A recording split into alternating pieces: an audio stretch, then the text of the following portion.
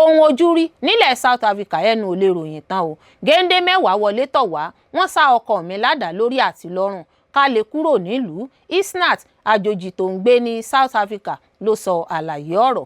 Gómìnà ìpínlẹ̀ Ọ̀yọ́ Ṣèyí Mákindé ti fọwọ́ sí àgbékalẹ̀ ìlànà fífi owó pamọ́ fún àwọn òṣìṣẹ́ di àkókò ìfẹ̀yìntì wọn tí wọ́n ṣẹ̀ṣẹ̀ gbé kalẹ̀. Ẹ kí ìsọ̀rọ̀ mi o, ṣé ẹ sì rò pé bàbá Ìjẹ̀ṣà ló ní ọmọ tí Luminis lòun bí fún un? Possible ló sọ bẹ́ẹ̀ pẹ̀lú àlàyé.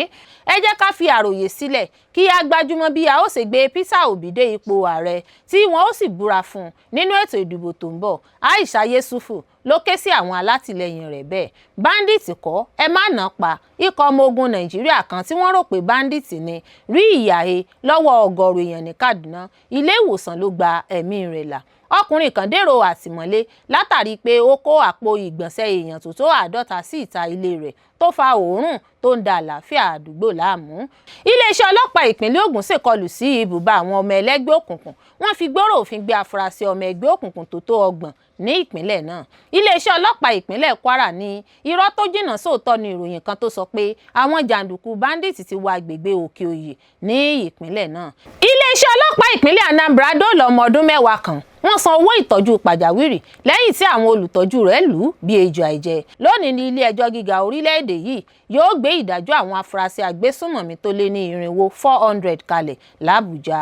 Iléeṣẹ́ ọlọ́pàá ń gbìyànjú láti fi ìwà ìbàjẹ́ bọlẹ̀ o pẹ̀lú bí wọ́n ṣe nawọ́ mú àwọn afurasí ọ̀daràn 3 tó ń dà wọ́n láàmú láwọn agbègbè ìlú Adamawa.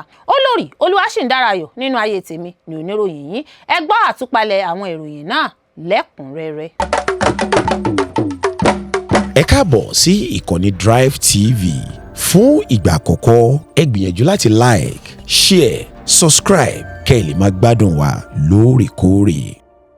Ohun ojú rí nílẹ̀ South Africa ẹnu ò lè ròyìn tán o. Géńdé mẹ́wàá wọlé tọ̀ wá, wọ́n sá ọkọ mi ládàá lórí àti lọ́rùn ká lè kúrò nílùú. Isnat, àjòjì tó ń gbé South Africa, ló ṣàlàyé ọ̀rọ̀. Ìgbésẹ̀ bí àwọn ọmọ orílẹ̀-èdè South Africa ṣe ń lé àwọn àjòjì tó ń gbé lórílẹ̀-èdè wọn kúrò kò wálẹ̀ rárá, níṣe ló ń peléke sí i. Lọ́wọ́ báyìí, orílẹ̀-èdè náà ti di ibi ìbẹ̀rù fún ọ̀pọ̀ àwọn àjòjì tó ń gbé níbẹ̀ tí wọn kì í ṣe ọmọ onílùú. Kódà ó lè débi pé àwọn tí wọ́n níwèé ìgbélùú àmọ́ tí wọn ò kì í ṣe ọmọ ìlú náà ti ń fojú winá ìfìyàjẹni. Obìnrin ọmọ orílẹ̀-èdè Malawi kan, Isnat Joseph, ẹni ọdún 36 36, ṣàlàyé ohun ojú rí lájò nílùú South Africa nípa bó ṣe ń gbé nílùú náà pẹ̀lú ìpayín kèké. Gẹ́gẹ́ bí ó ṣe wí, ó ní wọ́n sá ọkọ òun ládàá lórí, wọ́n di ọrùn rẹ̀ mú bíi pé wọ́n fẹ́ dùnbù rẹ̀ lórí kó lè kúrò nílùú náà. Obìnrin náà sọ pé ńṣe lòun sá kúrò nílé tí àwọn ń gbé láti lọ máa gbé ní àgọ́ àwọn tí kò níbi tí wọn yóò gbé níbi tí àjòjì tó tó 7,000 wà. Ó ní àwọn èèyàn náà sún wá sílé. Wọ́n sọ fóun pé àwọn kò fẹ́ káwọn ò dúró níbì kankan. Wọ́n ní káwọn kó ẹrù padà sí orílẹ̀-èdè tí àwọn ti wà ní. Bó tilẹ̀ jẹ́ pé ilé ìwòsàn ni ọkọ òun wà lẹ́yìn tí wọ́n ti ṣe é léṣe pẹ̀lú àdá. Obìnrin náà, Isnat tó bí ìbẹ̀ta tí ọjọ́ orí wọn kò tíì ju ọdún kan lọ, sọ pé òun dé orílẹ̀-èdè South Africa lọ́dún 3 sẹ́yìn. Ó ní òun ti sọ ìwé ìrìnnà òun nù pẹ̀lú àwọn ìwé mìíràn nígbà tí ó lè jà òun. Èròǹgbà obìnrin náà gẹ́gẹ́ bí ó ṣe wí ni láti padà sí orílẹ̀-èdè Malawi pẹ̀lú ọ̀kan lára àwọn ọkọ̀ tí ìjọba ìlú náà gbé kalẹ̀. Ẹ̀ka tó ń rí sí ọ̀rọ̀ abẹ́lé lórílẹ̀-èdè South Africa ti wá kéde pé òun ti ń dí àwọn ìwé ìdánimọ̀ àwọn èèyàn kan tí wọ́n jẹ́ ọmọ onílùú pa. Àwọn aláṣẹ náà sọ pé àwọn ṣe bẹ́ẹ̀ nítorí àwọn kan ti ń gbàbọ̀dè nínú wọn. Wọ́n ní wọn yóò ní láti lọ fi ara wọn hàn fáwọn aláṣẹ fún ìdánimọ̀ tòótọ́. Bákan náà ni wọ́n ní àwọn tí ń wádìí àwọn ìwé kan bóyá wọ́n jẹ́ gidi àbí bẹ́ẹ̀ kọ́. Kódà wọ́n fi kún pé báwọn tí ọ̀rọ̀ ìdánimọ̀ yìí kan kò bá múra, ó lè di ohun tí wọn yóò gbẹ́sẹ̀ lé pátápátá. Èrèdí tí wọ́n fi dí àwọn ìdánimọ̀ náà pa bí wọ́n ṣe wí ni pé àwọn fura sí wọn pé wọ́n fi wọ́n lu jìbìtì fáwọn èèyàn àjòjì ni. Ní báyìí, 30 oṣù kẹfà yìí ni wọ́n fún àwọn àjòjì láti kúrò ní orílẹ̀-èdè South Africa. Bí ọjọ́ náà sì ṣe ń sún mọ́lé ní ìpayà bá àwọn àjòjì tó wá láti àwọn ìlú bíi Malawi, Nàìjíríà, Ghana, Mozambique, Zimbabwe àti bẹ́ẹ̀ bẹ́ẹ̀ lọ. Tí a ò bá gbàgbé, ọ̀sẹ̀ tó kọjá yìí ní ìsí àkọ́kọ́ àwọn ọmọ orílẹ̀-èdè Nàìjíríà tó ń kojú ìpayín kèké yìí dé sórílẹ̀-èdè yìí. Bẹ́ẹ̀ náà sì ni àwọn orílẹ̀-èdè ilẹ̀ Áfíríkà míì ń kó àwọn èèyàn wọn padà lọ sí ilé. Gómìnà ìpínlẹ̀ Ọ̀yọ́ Ṣèyí Mákindé ti fi ọwọ́ sí àgbékalẹ̀ ìlànà fífi owó pamọ́ fún àwọn òṣìṣẹ́ di àkókò ìfẹ̀yìntì tí wọ́n ṣẹ̀ṣẹ̀ gbé kalẹ̀. Alága àjọ tó ń rí sí owó ìfẹ̀yìntì nípìnlẹ̀ Ọ̀yọ́ Túnjí Adékúnlé ti kéde pé gómìnà ìpínlẹ̀ Ọ̀yọ́ Ṣèyí Mákindé ti fọwọ́ sí ìbẹ̀rẹ̀ àgbékalẹ̀ ètò owó ìfẹ̀yìntì àwọn òṣìṣẹ́ ní ìpínlẹ̀ náà. Èyí wà nínú àlàyé kan tí kọmíṣánná fún ìròyìn Dọ̀tun Oyèládé fi léde ní Ọjọ́bọ̀ tí wọ́n sì fi ṣọwọ́ sí àwọn oníròyìn ní Ìbàdàn olú ìlú ìpínlẹ̀ Ọ̀yọ́. Gẹ́gẹ́ bí Oyèládé ṣe sọ, Adékúnlé sọ èyí di mímọ̀ ní Ọjọ́rú nípasẹ̀ akọ̀wé àgbà tó ń ṣàkóso Post Service Board Reverend Adékúnlé Victor Adéṣọlá nínú àtẹ̀jáde kan tó ní nọ́mbà ìtọ́kasí OYPB G24 VOL 144 tí wọ́n fi ránṣẹ́ sí gbogbo àwọn olórí àwọn iléeṣẹ́ lẹ́kalẹ́ka àti àwọn alájọlájọ lábẹ́ ìjọba pẹ̀lú gbogbo àwọn òṣìṣẹ́ ìjọba káàkiri ìpínlẹ̀ náà. Adékúnlé sọ pé ètò náà yóò kan gbogbo àwọn òṣìṣẹ́ tí wọ́n gba iṣẹ́ lọ́wọ́ ìjọba ìpínlẹ̀ Ọ̀yọ́ láti ọjọ́ kìíní oṣù kìíní ọdún 2025 tí ètò owó ìfẹ̀yìntì náà yóò bẹ̀rẹ̀ sí ní ọjọ́ kìíní oṣù keje ọdún 2026. Ó ṣàlàyé pé ìdá 12 owó ìfẹ̀yìntì ní ìjọba ìpínlẹ̀ yóò san tí àwọn òṣìṣẹ́ yóò máa san ìdá 8 gẹ́gẹ́ bí ìlànà tí ìjọba fọwọ́ sí. Adékúnlé tún sọ pé ìjọba ìpínlẹ̀ yóò rí dájú pé gbogbo àwọn òṣìṣẹ́ tí ètò náà kàn gba gbogbo ẹ̀tọ́ wọn ní kété tí ètò náà bá bẹ̀rẹ̀. Nítorí náà ó wá pàṣẹ fún gbogbo àwọn ẹ̀ka ìjọba tí ọ̀rọ̀ kàn pé kí wọ́n fi àkójọpọ̀ orúkọ àwọn òṣìṣẹ́ tí wọ́n gbà síṣẹ́ ìjọba ìpínlẹ̀ Ọ̀yọ́ láti ọjọ́ kìíní oṣù kìíní ọdún 2025 ránṣẹ́ pẹ̀lú lílo proforma excel format.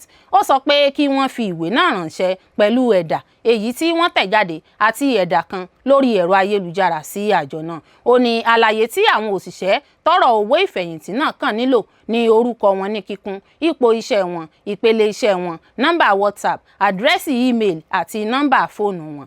Àtẹ̀jáde náà tún pàṣẹ pé kí gbogbo àwọn àlàyé nípa wọn àti àwọn ìwé tí wọ́n béèrè fún dé ọ̀dọ̀ àjọ náà ó pẹ́ tán ọjọ́ Ajé ọjọ́ 22 oṣù kẹfà ọdún 2026. Ẹ kí ìsọ̀rọ̀ mi o, tí ẹ sì rò pé bàbá Ìjẹ̀ṣà ló ní ọmọ tí Luminis lóhùn bí fún, Portable ló sọ bẹ́ẹ̀ pẹ̀lú àlàyé. Fún báwọn èèyàn olólùfẹ́ gbajúmọ̀ òṣèrékùnrin onítíátà tí ó tún jẹ́ adẹ́rìn-pòṣónù ni Ọlárewájú James tí ọ̀pọ̀ èèyàn mọ̀ sí bàbá Ìjẹ̀ṣà ṣe ń kíkú ọwọ́ lómi kíkú ewu ọmọ tuntun ọmọkùnrin làǹtìlanti tí Ọlọ́run ṣẹ̀ṣẹ̀ fi ta lọ́rẹ. Bẹ́ẹ̀ làwọn èèyàn kan béèrè pé ṣé ó possible sá nígbà wo sí ìgbà wo. Bákan náà ni gbajúgbajà wèrè akọrin tàkasúfè ní Habib Òkìkíọlá tí ọ̀pọ̀ èèyàn mọ̀ sí Portable náà kọ sójú òpó ìtàkùn ayélujára Instagram rẹ̀ pé ṣé àwọn èèyàn sì rò pé bàbá Ìjẹ̀ṣà ló ní ọmọ tí gbajúmọ̀ ránṣọránṣọ Fọláṣadé Tòkunbọ̀ Sandra Abiodun tí ọ̀pọ̀ mọ̀ sí Lumini tí ó jẹ́ olùdásílẹ̀ Lumini Culture bí fún. Ìbéèrè náà ló ti ń dá awuyewuye sílẹ̀ lórí ìtàkùn ayélujára báyìí. Ṣé bí bàbá Ìjẹ̀ṣà ṣe fi léde lójú òpó ayélujára tí àwọn èèyàn ń kí kú báríkà ní ọ̀pọ̀ àwọn èèyàn kan ti nàka àbùkù sí pé kí ni ń dùn nínú ẹlẹ́wọ̀n rẹ̀ tó ń wọ àgò sọ́wọ́. Bẹ́ẹ̀ lẹ́nu ń kun ìyàwó rẹ̀ náà pé ṣé irú bàbá Ìjẹ̀ṣà ló yẹ kí ó bímọ fún bàbá Ìjẹ̀ṣà tí ó jẹ́ pé tẹ̀wọ̀n dé ni. Ọ̀rọ̀ náà gbẹnu tán fún bí àwọn èèyàn míì ṣe ń dá a padà pé kí wọ́n ó fi tiwọn ṣe tiwọn, kí wọ́n ó fi bàbá Ìjẹ̀ṣà lọ́rùn sílẹ̀, kí wọ́n ó jẹ́ kí ìyá ọlọ́mọ náà kó rí mú mi. Àmọ́ ní ti ìbéèrè pé ṣé bàbá Ìjẹ̀ṣà ló ní ọmọ tuntun náà, èyí jẹ́ ohun tí àwọn èèyàn gbẹnu sí tí wọn ò sì fẹ́ gbẹnu kúrò. Bó tilẹ̀ jẹ́ pé ìhà tí àwọn èèyàn míì kọ sí ọ̀rọ̀ náà ni pé aláṣejù aláyọnusọ ni àwọn èèyàn míì. Wọ́n ní wọ́n á máa sọ àkókò tí òṣìṣẹ́ ó gba owó oṣù àti ìgbà tí yóò ná tán. Ní báyìí bàbá Ìjẹ̀ṣà fúnra ẹ̀ ti wá fi ọjọ́ àti oṣù tí ó jáde lẹ́wọ̀n àti ìgbà tí ó bímọ yìí léde. Bàbá Ìjẹ̀ṣà gẹ́gẹ́ bí ó ti fi léde ọjọ́ Ẹtì Friday ọjọ́ 14 oṣù kọkànlá ọdún 2025 ni wọ́n dá sílẹ̀ tí ó jáde kúrò lọ́gbà ẹ̀wọ̀n l'Ékòó láàrin ọjọ́ 14 oṣù kọkànlá ọdún 2025 sí ọjọ́ 15 oṣù kẹfà 2026 dúró fún oṣù méje lé ní ọjọ́ kan. Àwọn èèyàn wá ń béèrè pé ṣé ìwọ̀n ọjọ́ yìí ló fi ní nǹkan pọ̀ pẹ̀lú ìyàwó rẹ̀ tí ó fi lóyún. Wọ́n ní àbí ṣé ọmọ tí oṣù rẹ̀ ò pé ní ìyàwó rẹ̀ bí ni àbí báwo gan-an ló ṣe jẹ́. Bó tilẹ̀ jẹ́ pé di àsìkò yìí ìbéèrè náà sì pèsè jẹ.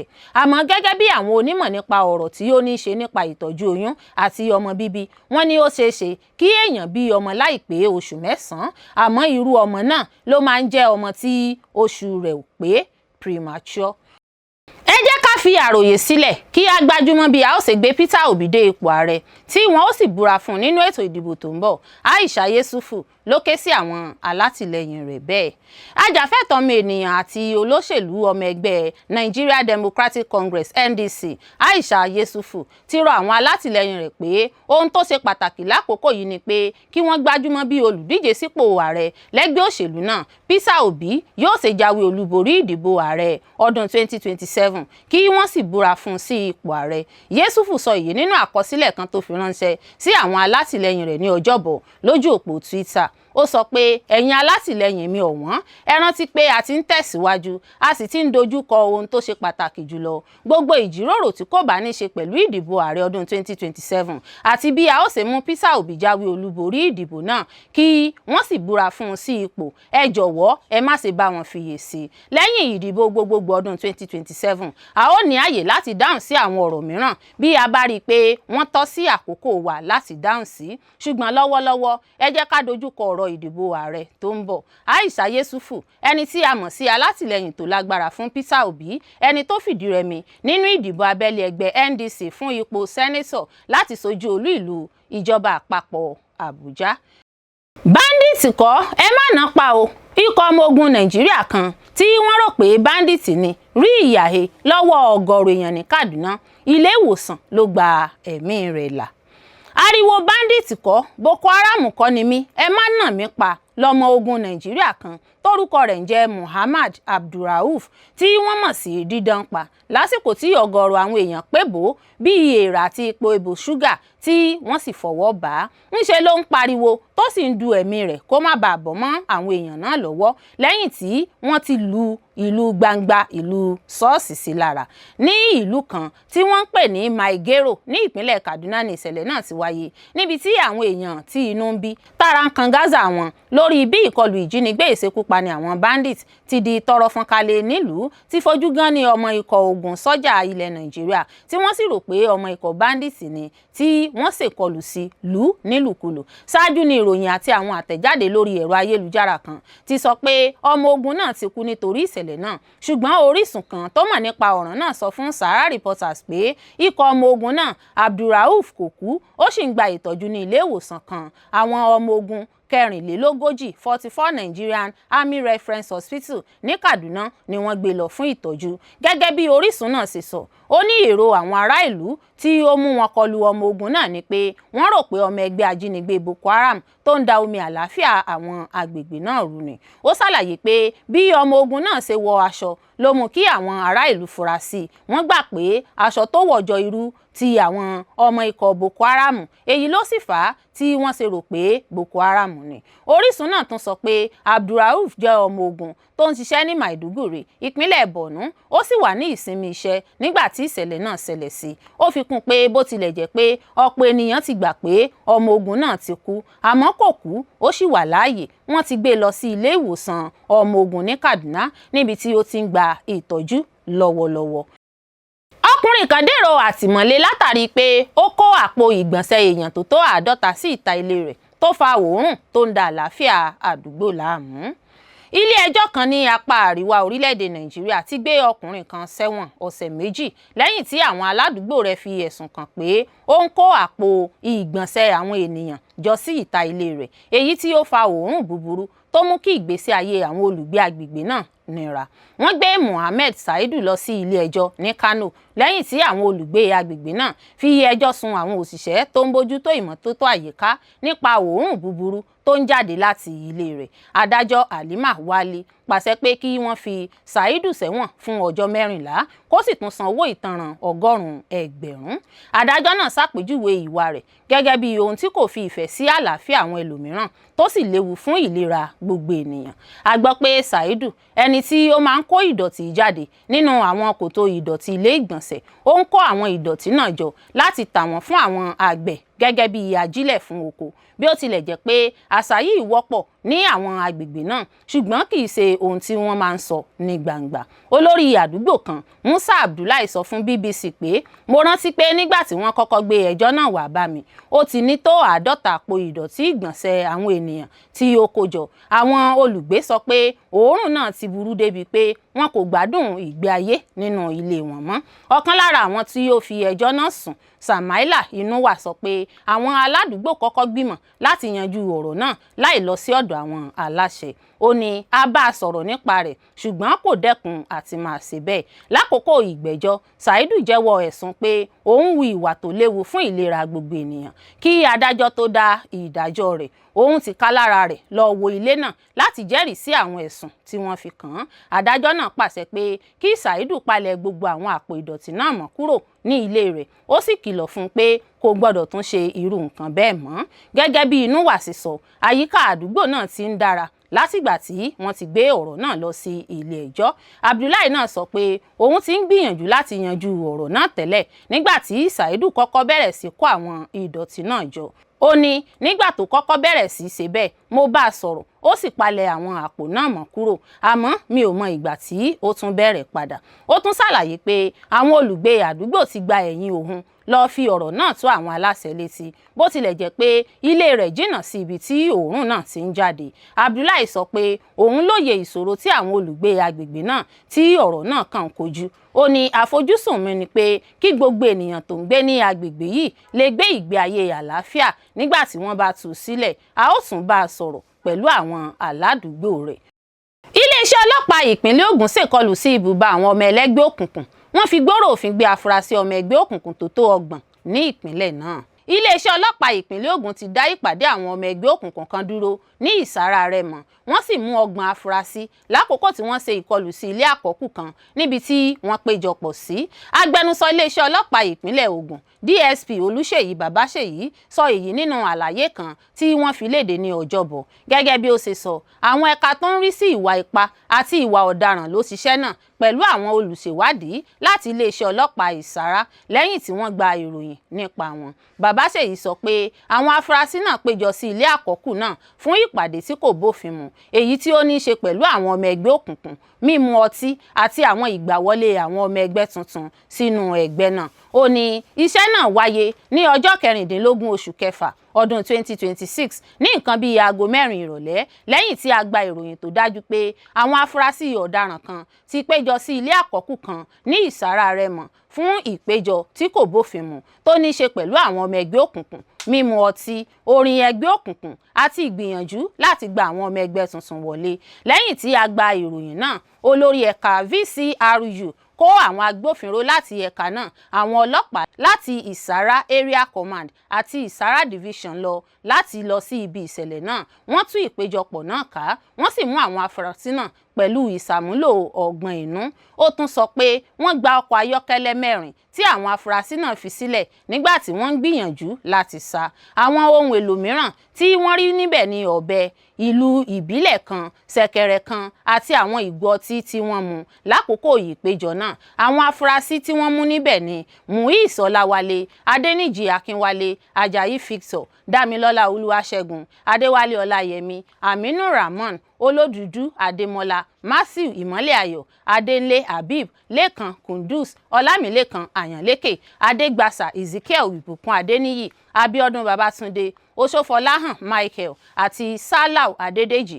Àwọn mìíràn ní Benjamin Kẹ́hìndé, Magnus Elijah, Olúwadámiláre Samson, Oyèbọ̀wálé Olùtọ́nà, Abíọ́dún Mákànjúọlá, Ìdòwú Tohib, Ọlámídé Sunday, Malik Abdullahi, Dámilọ́lá, Israel Ayọ̀míkún, Oyèlédùn Ezekiel, Adélabú Ìmọ́lẹ̀ Ayọ̀, Ajayi Olúwaṣẹ́gun àti Olúwafúnmi Faith. Kọmíṣánná ọlọ́pàá ìpínlẹ̀ Ògùn CP Bọ̀dé Ọ̀jájú ni gbóríyìn fún àwọn ọlọ́pàá tó kópa nínú iṣẹ́ náà fún ìdáhùn kíákíá àti ìkójú òṣùwọ̀n wọn. Ó tún fi dá àwọn aráàlú lójú pé iléeṣẹ́ ọlọ́pàá yóò máa tẹ̀síwájú pẹ̀lú pípèsè ààbò gẹ́gẹ́ bí ọ̀nà pàtàkì láti dènà ìwà ọ̀daràn. Ó sì kìlọ̀ pé àwọn ò ní fààyè gba àwọn ọmọ ẹgbẹ́ òkùnkùn tàbí ìwà ọ̀daràn míì ní ibikíbi ní ìpínlẹ̀ Ògùn. Ọ̀jájúni tún rọ àwọn olùgbé ìpínlẹ̀ náà láti máa ṣọ́ra kí wọ́n sì máa fi gbogbo ìpéjọpọ̀ tó bá mú ìfura dání tàbí ìwà ọ̀daràn lágbègbè wọn tó àwọn agbófinró létí. Iléeṣẹ́ ọlọ́pàá ìpínlẹ̀ Kwara ní irọ́ tó jìnnà sóòótọ́ ní ìròyìn kan tó sọ pé àwọn jàǹdùkú bandits ti wọ agbègbè Òkè-Òyì ní ìpínlẹ̀ náà. Iléeṣẹ́ ọlọ́pàá ìpínlẹ̀ Kwara ti ní irọ́ tó jìnnà sóòótọ́ ní ìròyìn kan tó sọ pé àwọn ajínigbé ṣèkọlù sí àdúgbò Òkè-Òyì ní ìjọba ìbílẹ̀ Moro ní ìpínlẹ̀ Kwara. Wọ́n ṣàlàyé ìṣẹ̀lẹ̀ tó fa ìbẹ̀rù àti ìdàrúdàpọ̀ ní òwúrọ̀ Ọjọ́bọ̀ bí ìròyìn èké. Gẹ́gẹ́ bí àwọn ọlọ́pàá ṣe sọ, ìbẹ̀rù àti ìdàrúdàpọ̀ bẹ̀rẹ̀ ní agbègbè Government Girls Secondary School Òkè-Òyì lẹ́yìn tí ìròyìn kan tàn káàkiri pé àwọn bandits ti wọ agbègbè náà. Wọ́n sọ pé ìròyìn náà tàn ká láàrin àwọn olùgbé agbègbè náà, èyí tó mú kí àwọn akẹ́kọ̀ọ́, àwọn olùkọ́ àti àwọn aráàlú bẹ̀rẹ̀ sí ní bẹ̀rù tí wọ́n sì dá iṣẹ́ dúró fún ìgbà díẹ̀ bí gbogbo ènìyàn ṣe ń wá ibi ààbò tí wọ́n ò forí pamọ́ sí. Nínú àlàyé tí agbẹnusọ ọlọ́pàá ìpínlẹ̀ náà SP Adésóhùn Èjìrè Adéyẹmí fi léde ní Ọjọ́bọ̀, ó sọ pé ní nǹkan bíi aago 9 kọjá ìṣẹ́jú 15 òwúrọ̀ ni wọ́n gba ìròyìn náà. Wọ́n sì rán àwọn ọlọ́pàá lọ sí agbègbè náà láti ṣàyẹ̀wò ohun tó ṣẹlẹ̀ àti láti dáàbò bo agbègbè náà. Ọlọ́pàá sọ pé ọ̀gá ọlọ́pàá Òkè-Òyì kó àwọn ọmọ ẹgbẹ́ rẹ̀ jọ, wọ́n sì lọ sí ilé ẹ̀kọ́ náà àti àwọn agbègbè tó yíká lẹ́yìn tí wọ́n gbọ́ pé ìkọlù àwọn jàǹdùkú lè ṣẹlẹ̀ ní agbègbè náà. Ṣùgbọ́n ìwádìí àkọ́kọ́ fi hàn pé ìdàrúdàpọ̀ náà bẹ̀rẹ̀ lẹ́yìn tí obìnrin kan wọ inú ilé ẹ̀kọ́ náà tí ó sì ń ké pé àwọn bandits ti dé àdúgbò náà láì ṣèwádìí tó tọ́. Ìròyìn náà fa ìbẹ̀rù láàrin àwọn akẹ́kọ̀ọ́ àti àwọn òṣìṣẹ́ ilé ẹ̀kọ́ náà, èyí sì yọrí sí ìdàrúdàpọ̀ àti ìdádúró iṣẹ́ nínú ilé ẹ̀kọ́ náà fún ìgbà díẹ̀. Lẹ́yìn àyẹ̀wò, àwọn ọlọ́pàá sọ pé kò sí ẹ̀rí kankan tó fi hàn pé àwọn bandits fẹ́ ṣèkọlù tàbí pé ewu wà ní agbègbè náà. Ní ìdáhùn sí ìṣẹ̀lẹ̀ náà, kọmíṣánná ọlọ́pàá ìpínlẹ̀ Kwara Òjó Adékìmí kọ̀rọ̀ ojú sí ìròyìn ẹ̀tàn nípa ààbò. Ó sì kìlọ̀ láti máa gbé ìròyìn láì ṣe ìwádìí nítorí irú ìròyìn bẹ́ẹ̀ lè dá ìbẹ̀rù sílẹ̀ ní àwùjọ tí yóò sì lè mú àwọn agbófinró kúrò nínú iṣẹ́ pàtàkì tó yẹ kí wọ́n ṣe láti dáhùn sí ìròyìn èké. Ó ṣàlàyé pé ìròyìn èké nípa ààbò lè ba ìgbàgbọ́ àwọn aráàlú nínú àwọn iléeṣẹ́ ààbò jẹ́, ó sì lè fa ìdàrúdàpọ̀ láàrin gbogbo ènìyàn. Ọlọ́pàá tún sọ pé wọ́n ti bẹ̀rẹ̀ ìgbésẹ̀ láti mọ ẹni tó dá ìròyìn náà sílẹ̀. Gẹ́gẹ́ bí wọ́n ṣe sọ, wọ́n ní àwọn ó pe ẹni náà fún ìfọ̀rọ̀wánilẹ́nuwò, àwọn ó sì mú ẹni náà lọ sí ilé ẹjọ́ tó bá jẹ̀bi. Àlàyé náà tún ní lẹ́yìn tí a bá mọ ẹni náà, a ó pè é fún ìfọ̀rọ̀wánilẹ́nuwò, a ó sì jẹ́ kó dojúkọ gbogbo ìlànà òfin tó yẹ gẹ́gẹ́ bí òfin ṣe sọ nípa títan ìròyìn èké àti àwọn iṣẹ́ tó lè ba àlàáfíà gbogbo ènìyàn jẹ́. Iléeṣẹ́ ọlọ́pàá tún rọ àwọn aráàlú pé kí wọ́n farabalẹ̀ kí wọ́n sì yẹra fún títan ìròyìn tí a kò tí ì fìdí rẹ̀ múlẹ̀ ká nítorí irú ìròyìn bẹ́ẹ̀ lè fa ìbẹ̀rù láàrin gbogbo ènìyàn. Wọ́n tẹnumọ́ pé gbogbo ìròyìn tó bá ní í ṣe pẹ̀lú ọ̀rọ̀ ààbò gbọ́dọ̀ jẹ́ èyí tí wọ́n fìdí rẹ̀ múlẹ̀ nípasẹ̀ ọ̀nà ìbánisọ̀rọ̀ ìjọba àti àwọn iléeṣẹ́ ààbò tó yẹ. Iléeṣẹ́ ọlọ́pàá ìpínlẹ̀ náà fi dá àwọn olùgbé ìpínlẹ̀ náà lójú pé kò sí ìṣòro ààbò kankan ní Òkè-Òyì tàbí ní apá kankan ní ìpínlẹ̀ Kwara. Wọ́n sì tún pinnu láti dáàbò bo ẹ̀mí àti ohun ìní àwọn ará ìpínlẹ̀ náà. Iléeṣẹ́ ọlọ́pàá ìpínlẹ̀ Anambra dóòlà ọmọ ọdún 10 kan. Wọ́n san owó ìtọ́jú pàjáwìrì lẹ́yìn tí àwọn olùtọ́jú rẹ̀ lù ú bí ejò àìjẹ. Iléeṣẹ́ ọlọ́pàá ìpínlẹ̀ Anambra ti pèsè ìrànlọ́wọ́ owó fún ọmọkùnrin ọmọ ọdún 10 kan láti gba ìtọ́jú pàjáwìrì lẹ́yìn tí wọ́n fi ẹ̀sùn kan àwọn alábòójútó rẹ̀ pé wọ́n fi ìyà jẹ ní agbègbè Isiowulu ní ìjọba ìbílẹ̀ Idemili North ní ìpínlẹ̀ Anambra. Ọmọkùnrin náà, ẹni tí fídíò rẹ̀ lọ káàkiri lórí ẹ̀rọ ayélujára, ni wọ́n rí pẹ̀lú oríṣiríṣi ọgbẹ́ lára rẹ̀. Wọ́n fi ẹ̀sùn kan obìnrin kan àti ọkọ rẹ̀ tí wọ́n jẹ́ alábòójútó ọmọ náà pẹ̀lú bí wọ́n ṣe lu ọmọ náà tó fi farapa. Lọ́wọ́lọ́wọ́ báyìí, ọmọ náà wà lábẹ́ àbójútó ìjọba, ó sì ń gba ìtọ́jú ìṣègùn. Nínú àlàyé tí wọ́n fi léde ní Ọjọ́bọ̀, agbẹnusọ fún iléeṣẹ́ ọlọ́pàá ìpínlẹ̀ Anambra SP Tojukwu Ikenga sọ pé iléeṣẹ́ ọlọ́pàá náà fi ìbànújẹ́ hàn nípa ipò ọmọ náà, wọ́n sì pèsè ìrànlọ́wọ́ fún ìtọ́jú rẹ̀ lẹ́yìn tí wọ́n rí bí ìfarapa àti ìrora rẹ̀ ṣe pọ̀ tó. Ikenga sọ pé ìgbésẹ̀ náà fi hàn pé iléeṣẹ́ ọlọ́pàá náà ní ìfẹ́ gidi láti dáàbò bo àwọn ènìyàn aláìlera nínú àwùjọ, pàápàá jùlọ àwọn ọmọ kékeré àti láti rí dájú pé àwọn tí wọ́n jẹ́ olùfaragbá ìwà ìkà gba ìtọ́jú àti ìrànlọ́wọ́ tó yẹ. Àlàyé náà ni iléeṣẹ́ ọlọ́pàá ìpínlẹ̀ Anambra ti pèsè ìrànlọ́wọ́ owó láti jẹ́ kí ọmọkùnrin ọmọ ọdún 10 kan gba ìtọ́jú ìṣègùn pàjáwìrì lẹ́yìn tí wọ́n fi ẹ̀sùn kan alábòójútó rẹ̀ pé ó hu ìwà ìkà sí ọmọ náà ní Isiowulu ní ìpínlẹ̀ Anambra. Iléeṣẹ́ ọlọ́pàá náà nípasẹ̀ àwọn òṣìṣẹ́ rẹ̀ tó wà ní ẹ̀ka ìwádìí ọ̀daràn ní ìpínlẹ̀ náà ní Ọ̀kà fi ìbànújẹ́ hàn lẹ́yìn tí wọ́n rí bí ipò tí ọmọ náà wà ṣe le tó àti bí ìrora rẹ̀ ṣe pọ̀ tó. Wọ́n sì pèsè ìrànlọ́wọ́ fún ìtọ́jú àti ìmúpadàbọ̀sípò rẹ̀. Ìgbésẹ̀ yìí fi hàn pé iléeṣẹ́ ọlọ́pàá náà ti pinnu láti dáàbò bo àwọn ènìyàn aláìlera ní àwùjọ, pàápàá jùlọ àwọn ọmọdé, àti láti rí dájú pé àwọn tí wọ́n jẹ́ olùfaragbá ìwà ìkà gba ìtọ́jú àti ìrànlọ́wọ́ tó yẹ. Iléeṣẹ́ ọlọ́pàá ti bẹ̀rẹ̀ ìwádìí lórí ìṣẹ̀lẹ̀ náà.